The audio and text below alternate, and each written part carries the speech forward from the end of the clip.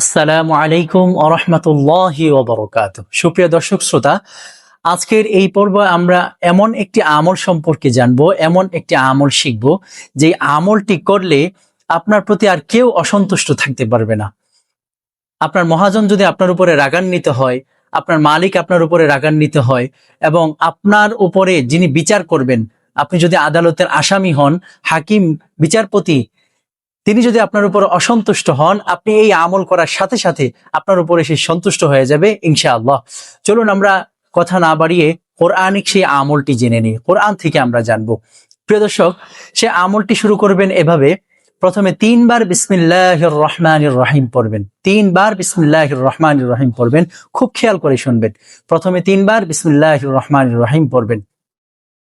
তারপরে হচ্ছে কোরআনুল কারীমের কিছু আয়াত আছে, কিছু হরফ আছে যেগুলোর কোনো অর্থ নেই।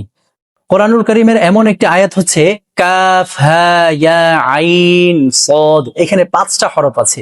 আপনি যখন এই 5টা হরফ পড়বেন, 5টা হরফ পড়ার সময় আপনি এভাবে পড়বেন কাফ হা ইয়া আইন সদ। অর্থাৎ একটা হরফ পড়বেন, একটা আঙ্গুল বন্ধ করবেন। সেটা শুরু হবে এই আঙ্গুল থেকে, অর্থাৎ কনিষ্ঠ আঙ্গুল থেকে শুরু হবে। একটা হরফ পড়বেন, একটা আঙ্গুল বন্ধ করবেন। আমি আবারও দেখিয়ে দিচ্ছি, কাফ হা ইয়া আইন সদ। অনুরূপভাবে কোরআনুল কারীমে আরো কিছু আয়াত আছে, তার মধ্য থেকে হা মিম আইন সিন কফ। এখানেও 5টা হরফ আছে। আপনি ডান হাতের মুষ্টি বদ্ধ করে রাখবেন এবং বাম হাত দিয়ে শুরু করবেন হা মিম আইন সিন কফ। সুন্দরভাবে পড়বেন। অনুরূপভাবে আপনি আবার পড়বেন কাফ হা ইয়া আইন সদ। অর্থাৎ এই 5টা হরফ পড়ার সময় 5টা আঙ্গুল আপনি খুলবেন কনিষ্ঠ আঙ্গুল থেকে, অর্থাৎ ছোট আঙ্গুল থেকে আপনি এটা শুরু করবেন। 5টা আঙ্গুল খুলে ফেলবেন। তারপরে আবার সেই 2টা আয়াত পড়বেন হামিম আইন সিন কফ। এই 5টা হরফ পড়ার পরে আপনি হাকিমের দিকে, অর্থাৎ আপনার মহাজন হোক, বিচারপতি হোক, সে যেই হোক, আপনি চুপিসারে আস্তে করে ফু দিবেন, ইশারা করে ফু দিবেন। ফু যদি গায়ে লাগে তাহলে তো ভালো, না লাগলেও সমস্যা নাই, আপনি ইশারায় তাকে ফু দিবেন, গায়ে লাগানোর চেষ্টা করবেন। ইনশাআল্লাহ আপনার প্রতি আর কেউ রেগে থাকতে পারবে না।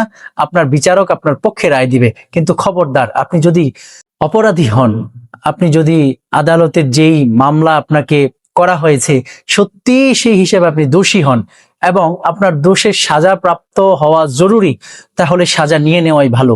কেননা দুনিয়াতে যদি সাজা হয়ে যায় তাহলে আল্লাহ রাব্বুল আলামিন আপনাকে দুনিয়াতে মাফ করে দেবেন। যদি এই সাজাটা আপনি আখেরাতে নিতে চান তাহলে আপনার অবস্থা খুবই খারাপ হয়ে যাবে। এজন্য প্রিয় দর্শক, কখনো আমরা এমন না হই যে আসলে অপরাধী হয়ে তারপরে অপরাধ করার পর নিস্তার পাওয়ার জন্য এই আমল করি। অনেক সময় ছোটখাটো ভুলের কারণে মহাজন আপনার উপরে রাগান্বিত হতে পারে, অনেক কিছু হতে পারে। ইনশাআল্লাহ বুঝে বুঝে আমরা আমল করব। আল্লাহ পাক রব্বুল আলামিন আমাদেরকে কোরআনিক এই আমলের উপরে আমল করার তৌফিক দান করেন, আমাদের জন্য সহজ করে দেন। যদি আপনি কিছু না বুঝতে পারেন তাহলে অবশ্যই কমেন্ট সেকশনে জানাবেন, অথবা আমাদের ইউটিউব চ্যানেলের যেই ইমেল অ্যাড্রেস দেওয়া আছে সেই ইমেইলে আপনি একটা ইমেল পাঠিয়ে দিবেন, অথবা আমাদের নম্বরে হোয়াটসঅ্যাপ করলে অবশ্যই আপনাকে বুঝিয়ে দেওয়া হবে। যে কোনো কিছু জানতে আপনারা আমাদেরকে মেসেজ পাঠাতে পারেন, ইনবক্স করতে পারেন, কোনো সমস্যা নাই। ইনশাআল্লাহ আমরা সদা সর্বদা আপনাদের সেবায় নিয়োজিত থাকব। আল্লাহ পাক রব্বুল আলামিন সকল মুসিবত থেকে আপনাদেরকে হেফাজত করেন, আমিন। আসসালামু আলাইকুম ওয়া রাহমাতুল্লাহি ওয়া বারাকাতুহু।